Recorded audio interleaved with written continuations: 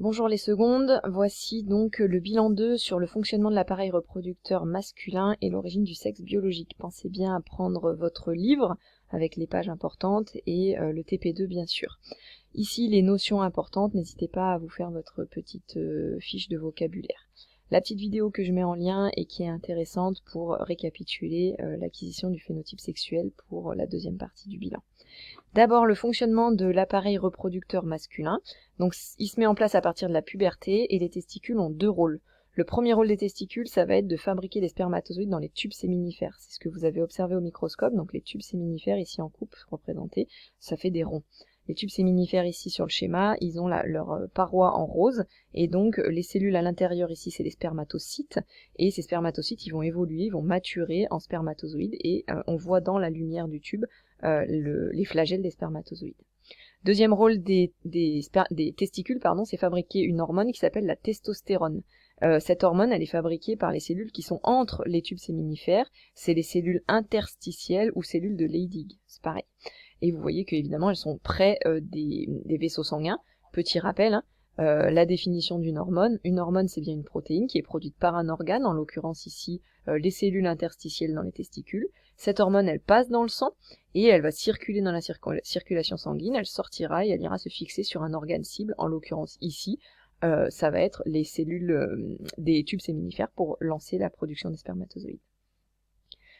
À la puberté, la quantité de la production d'hormones, elle augmente fortement. Il y en a très peu pendant l'enfance, et à la puberté, il y a une augmentation importante de la production de la testostérone, ce qui va permettre la mise en place des caractères sexuels secondaires, et cette quantité de testostérone va rester élevée pendant la plupart du temps, la plupart de la vie de l'homme, mais vous voyez que sur la fin de la vie, eh bien, il y a une diminution relative de la testostérone dans le sang, ce qui fait que à un âge avancé, les hommes, ils ont une plus faible production de spermatozoïdes. Alors chez les femmes, autant ça s'arrête complètement le fonctionnement des organes reproducteurs avec les hormones, ça s'arrête à 50 ans, c'est la ménopause. Chez les hommes, on parle plutôt d'une andropause, et c'est pas un arrêt complet, c'est juste une diminution relative de la quantité de spermatozoïdes fabriqués sur la fin de la vie.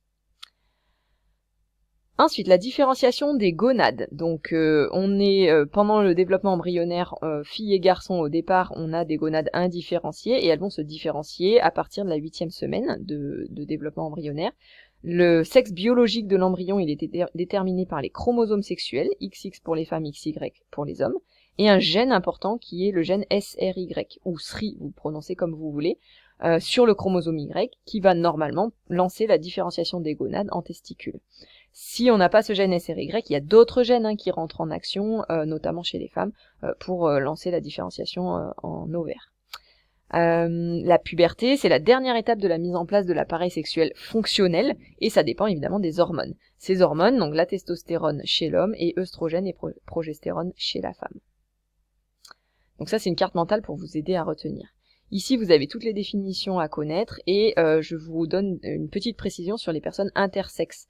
Je reviens bien dessus, l'idée c'est de bien comprendre que ces personnes, elles sont nées avec des caractères sexuels qui ne sont pas, qui ne correspondent pas aux définitions binaires type des corps masculins ou féminins, c'est-à-dire il n'y a pas que des filles et que des garçons, il y a aussi toutes les variations qui sont entre les deux, et attention, ce sont des particularités, mais ce ne sont pas pour autant des personnes anormales, d'accord? On n'utilise pas ce mot-là, il n'y a pas normal ou anormal, c'est juste particulier et il faut le garder en tête. Si je reviens là-dessus, donc ici une coupe de testicules, vous voyez ici donc les spermatocytes dans la paroi du tube séminifère, et ils vont évoluer, ça va donner les spermatozoïdes. Les cellules interstitielles ici qui vont fabriquer la testostérone. Et la détermination génétique du sexe, chez les femmes en principe la 23e paire de chromosomes c'est XX, chez les hommes c'est XY. Je vous laisse observer le petit schéma qui est là, d'accord? C'est une petite précision, donc en principe selon le karyotype, on a ici le gène SRY, là c'est pour ceux qui veulent aller plus loin. Il y a d'autres gènes qui rentrent en action, SOX9 et RSPO1, donc à vous de creuser si ça vous intéresse, mais pour nous on retiendra déjà le gène SRY, ce sera déjà pas mal. Bon travail à tous!